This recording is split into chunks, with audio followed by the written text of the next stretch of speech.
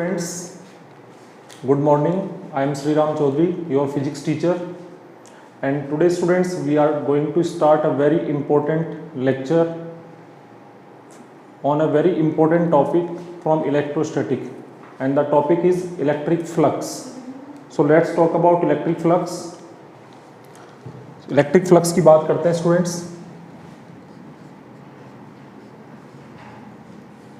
Electric flux.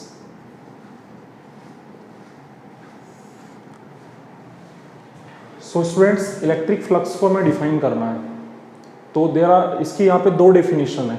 One is qualitative definition and second is quantitative definition. मतलब first definition से हमें ये समझ में आएगा कि फ्लक्स एग्जिस्ट कर रहा है या नहीं कर रहा है, और सेकंड डेफिनेशन हमारा हेल्प करेगी फ्लक्स का अमाउंट कैलकुलेट करने में. तो स्टूडेंट फर्स्ट डेफिनेशन क्या है? फ्लक्स हमेशा क्या होता है? किसी भी क्रॉस सेक्शन एरिया से इलेक्ट्रिक लाइंस का पास होना. अगर किसी क्रॉस सेक्शन एरिया से इलेक्ट्रिक लाइंस पास हो रही है तो फ्लक्स एग्जिस्ट करेगा. जैसे स्टूडेंट्स सपोज ये एक यूनिफॉर्म इलेक्ट्रिक फील्ड है. यूनिफॉर्म इलेक्ट्रिक फील्ड क्या होता है students? Parallel and equidistant lines. Parallel and equidistant line represent the uniform electric field. This is uniform electric field. अभी स्टूडेंट्स देखो, ये जो इलेक्ट्रिक फील्ड है ई, इसमें कोई एरिया हम लोग रखते हैं. तो जैसे स्टूडेंट्स कोई एरिया हमने इस तरह से लिखा, इस तरह से कोई एरिया रखा, तो इस एरिया से ये लाइन क्रॉस करके जा रही है स्टूडेंट्स. इस एरिया से ये लाइन क्रॉस करके जा रही है. तो अगर किसी भी एरिया से लाइन क्रॉस करके जा रही है तो हम बोलेंगे फ्लक्स पास हो रहा है. लेकिन स्टूडेंट यही एरिया मैं इस तरह से रख दूं तो अभी इस एरिया का जो सरफेस है उसको क्रॉस करके कोई भी लाइन पास नहीं हो रही है. Then we will say no flux is passing through this cross section area. अच्छा स्टूडेंट्स, अगर मैं यहाँ पे मान लो एक एरिया इस तरह से भी रख सकता हूँ, किसी एंगल पे भी रख सकते हैं हम लोग एरिया को, और इस वाले केस में भी अगर आप देखें तो lines are passing through this area, means flux is passing. So students, अब होगा क्या स्टूडेंट्स? किसी भी एरिया से पास होने वाला फ्लक्स हमें कैसे पता चलेगा कम फ्लक्स पास हो रहा है कि ज़्यादा फ्लक्स पास हो रहा है? तो सिंपल कॉन्सेप्ट है. If large number of lines are passing through a cross section area then flux is more. If less number of lines are passing through a cross section area then flux will be less.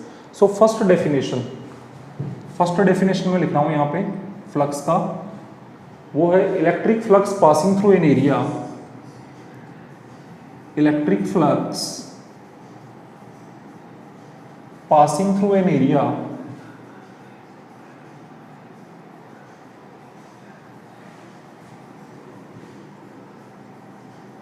is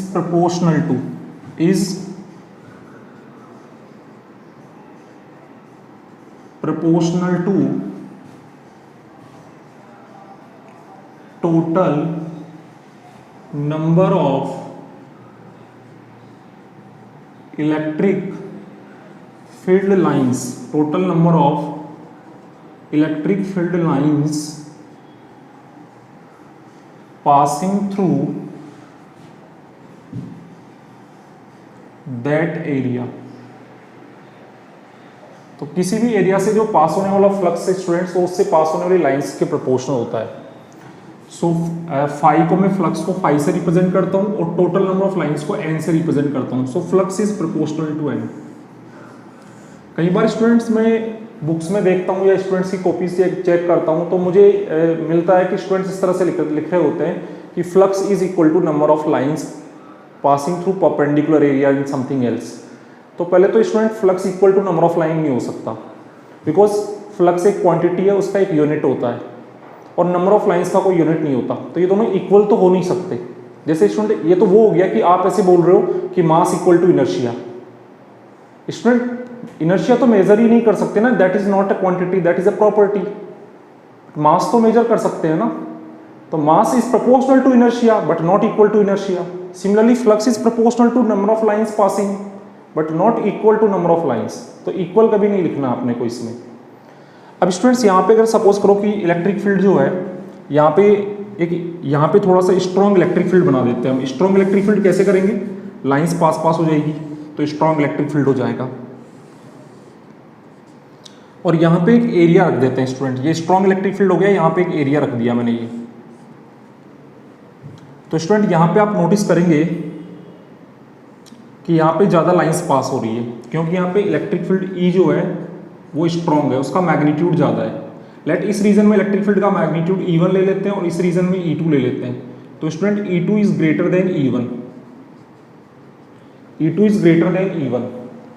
तो इसका मतलब है students कि यहाँ पे strong field है। अब students अगर हम यहाँ पे ऑब्जर्व करें तो हमने ये देखा कि फ्लक्स जो है, किसी भी एरिया से पास होने वाला फ्लक्स 3 फैक्टर्स पे डिपेंड करता है। फर्स्ट फैक्टर, इलेक्ट्रिक फील्ड कितना स्ट्रॉन्ग है। जैसे स्टूडेंट्स यहाँ पे भी हमने एक एरिया रखा हुआ है, यहाँ पे भी एक एरिया रखा हुआ है, बट यहाँ पे 3 लाइन पास हो रही है, यहाँ पे एक ही लाइन पास हो रही है, तो यहाँ ज़्यादा फ्लक्स पास हो रहा है। क्यों ज़्यादा फ्लक्स पास हो रहा है? क्योंकि यहाँ पे इलेक्ट्रिक फील्ड स्ट्रॉन्ग है, इलेक्ट्रिक फील्ड का मैग्नीट्यूड ज़्यादा है, तो यहाँ फ्लक्स ज़्यादा पास हो रहा है। तो इसका मतलब स्टूडेंट क्या हुआ कि फ्लक्स जो है एक तरीके से हम बोल सकते हैं प्रोपोर्शनल हो गया मैग्नीट्यूड ऑफ इलेक्ट्रिक फील्ड के। मॉड ई वेक्टर भी लिख सकते हैं, सिंपली ई भी लिख सकते हैं। सेकंड स्टूडेंट, अगर मान लो कि यहाँ पे मैं एरिया बड़ा बना दूं, जैसे ये एरिया बना दूं, इतना बड़ा एरिया, तो अभी भी स्टूडेंट यहाँ से भी 3 लाइन पास हो रही है, यहाँ से भी 3 लाइन पास हो रही है, तो अब तो यहाँ पे फ्लक्स यहाँ भी इसके बराबर हो गया ना। मतलब स्टूडेंट अगर एरिया ज़्यादा होगा तो ज़्यादा लाइंस को पास होने का मौका मिलेगा, और हमें तो नंबर ऑफ लाइंस को देखने से मतलब है। तो अगर इलेक्ट्रिक फील्ड स्ट्रॉन्ग है तो भी फ्लक्स ज़्यादा होगा, और एरिया बड़ा है तो भी उसमें से ज़्यादा फ्लक्स पास होगा। अगर ई भी स्ट्रॉन्ग है, एरिया भी बड़ा है, तब तो और ही अच्छा होगा, ज़्यादा से ज़्यादा फ्लक्स पास होगा। तो स्टूडेंट्स इसमें क्या होगा कि एरिया जितना बड़ा रखोगे आप उतना ही फ्लक्स ज़्यादा हो जाएगा। अभी एक बार के लिए इस एरिया को हटा देते हैं हम।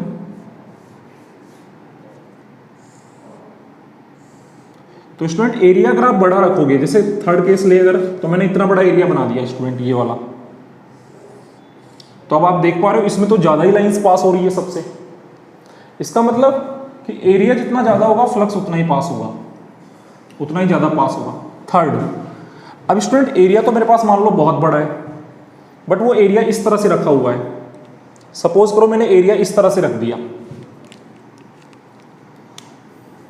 जैसे हम एक सेपरेट कंडीशन ले लेते हैं कि यहाँ पे स्टूडेंट ये इलेक्ट्रिक फील्ड है, दिस इज इलेक्ट्रिक फील्ड,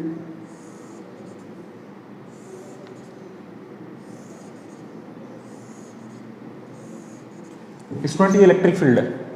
अब देखो फर्स्ट केस में मैंने एरिया इस तरह से रखा, तो मैक्सिमम लाइंस पास हो रही है, और सेकंड केस में मैंने एरिया इस तरह से रख दिया।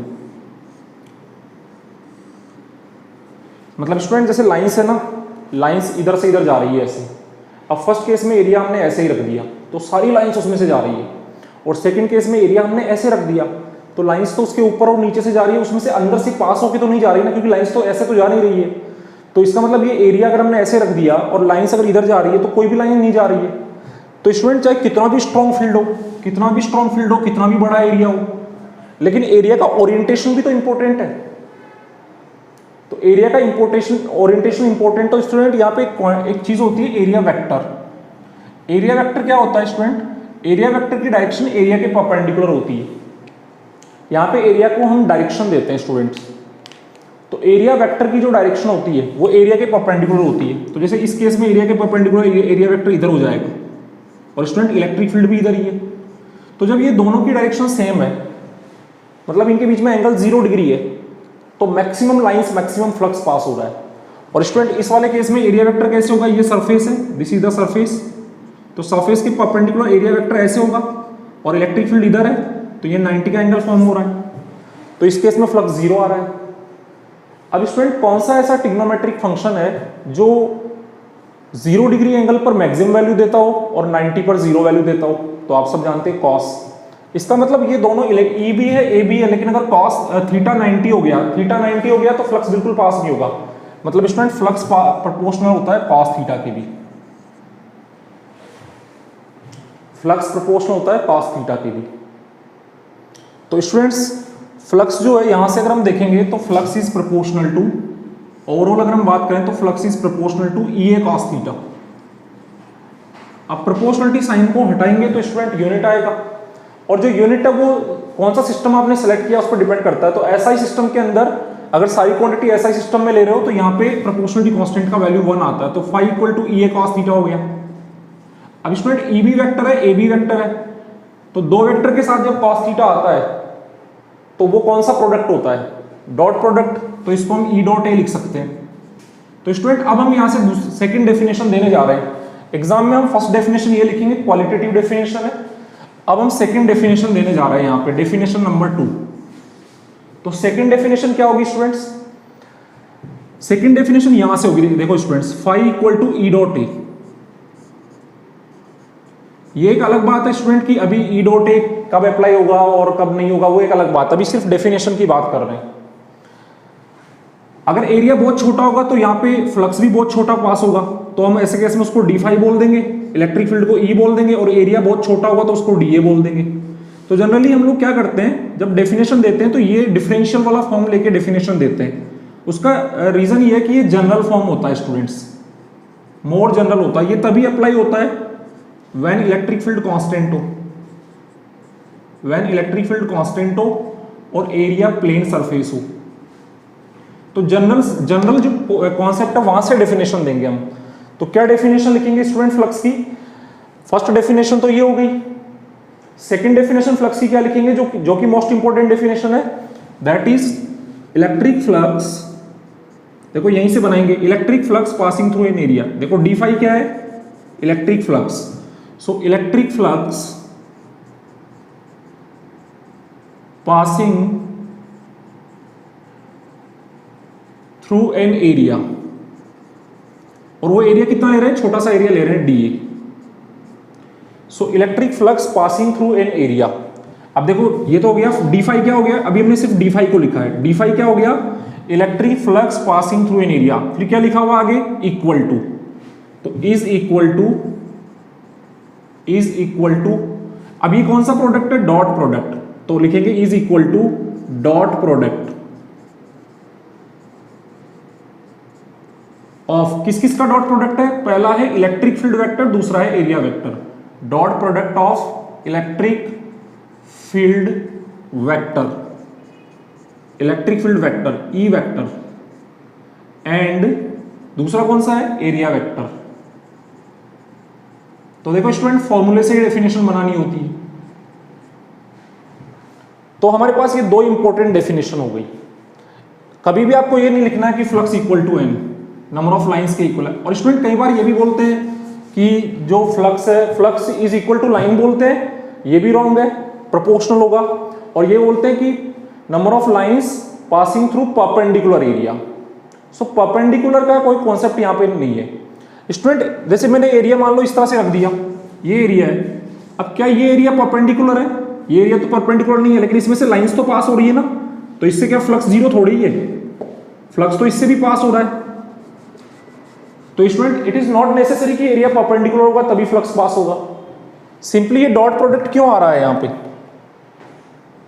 ये डॉट प्रोडक्ट हमें यही समझा रहा है कि एंगल कुछ भी हो फ्लक्स तो होगा, सिर्फ 90 डिग्री के केस में फ्लक्स नहीं होगा।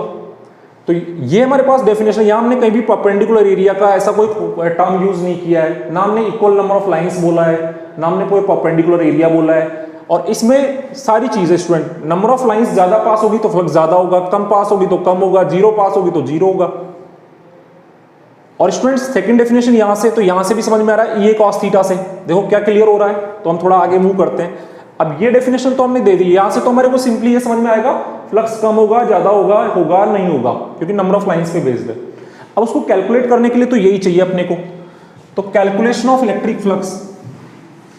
तो हमारा जो नेक्स्ट पार्ट है that is calculation of electric flux. Calculation of electric flux.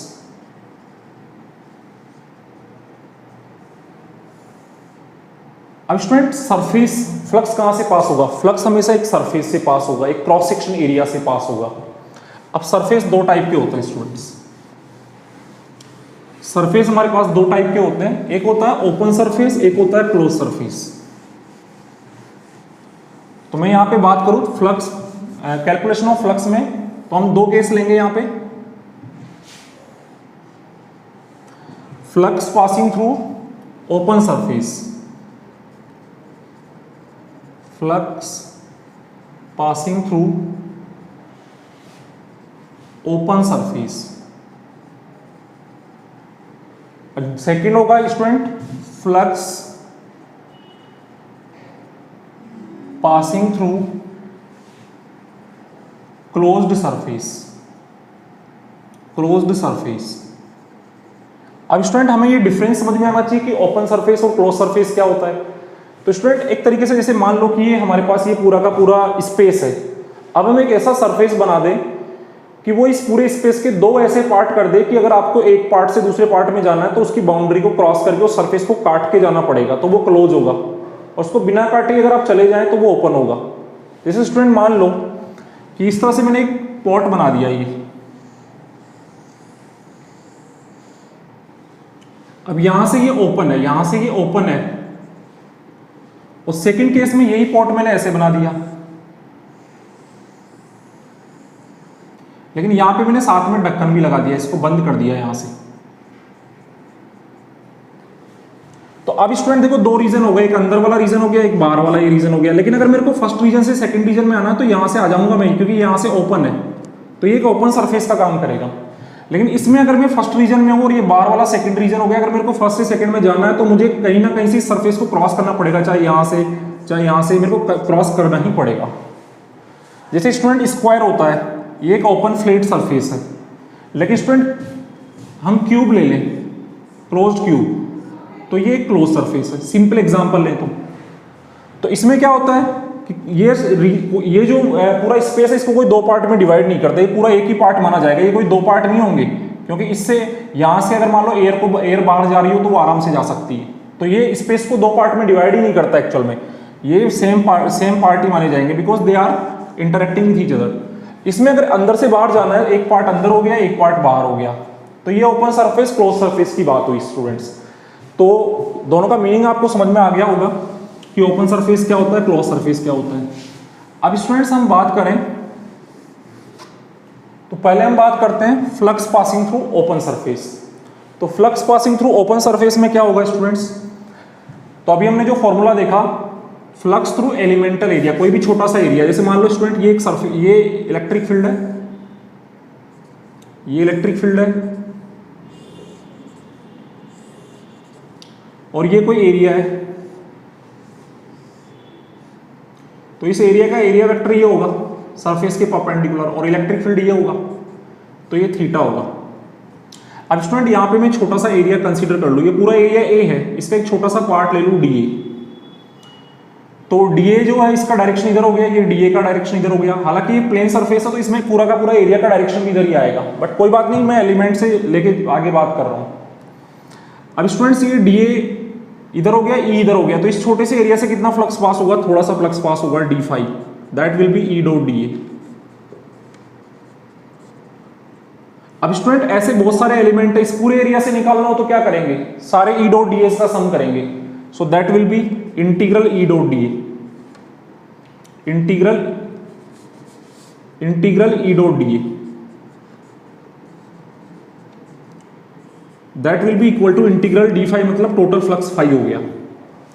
अब स्टूडेंट्स ये तो एक तरीका हो गया सिंपल, बट मैं आपको वो वाला चीज बताता हूं जो बोर्ड के क्वेश्चंस करने के लिए हम लोगों को यूज करनी है। तो उसके लिए हम लोगों को क्या करना है, तो वैसे इसको दूसरे फॉर्मेट में समझो आप कि as per board point of view क्या होगा। तो देखो स्टूडेंट इसमें दो केसेस लेंगे हम लोग। First case, electric field uniform हो, इलेक्ट्रिक फील्ड कैसा हो, यूनिफॉर्म हो, और एरिया कैसा हो, प्लेन सरफेस हो, प्लेन एरिया। स्टूडेंट इससे क्या होता है, इससे थीटा का एक सिंगल वैल्यू डिसाइड होता है। देखो कैसे, इलेक्ट्रिक फील्ड यूनिफॉर्म है तो ये इलेक्ट्रिक फील्ड का डायरेक्शन हो गया, और यहां पे कोई एरिया इस तरह से रखा हुआ है, तो देखो इस एरिया के किसी भी पॉइंट पे एरिया वेक्टर बनाओगे तो सारे ऐसे ही बनने हैं ना, तो इतने सारे क्यों बनाएंगे, हम पूरे एरिया को एक ही वेक्टर से रिप्रेजेंट कर देंगे।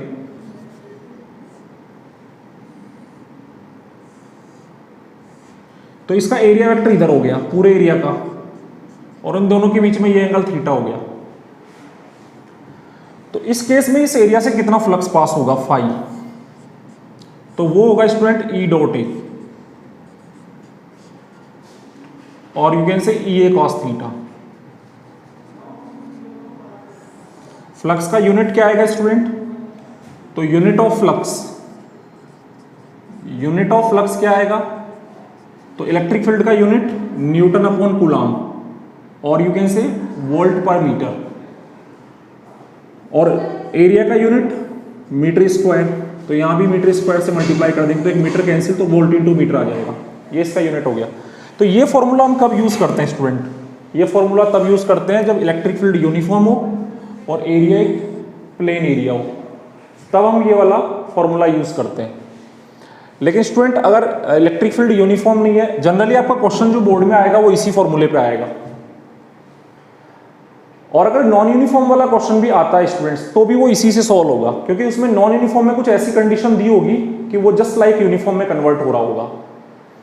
और अगर नॉन यूनिफॉर्म है, जो कि रेयर केस है, इस पे क्वेश्चन नहीं आएगा क्योंकि सरफेस इंटीग्रल हमारी नहीं है, तो सरफेस इंटीग्रल नहीं है तो आपका ये वाला जो है वो नॉन यूनिफॉर्म वाला क्वेश्चन आएगा ही नहीं। मैं पहले बताता हूँ, क्वेश्चन इसी पे बनने वाला है, और उसके अंदर भी जो आएगा, तो नॉन यूनिफॉर्म जब होगा, मान लो इलेक्ट्रिक फील्ड यूनिफॉर्म नहीं है, electric field is not constant, second area is not plane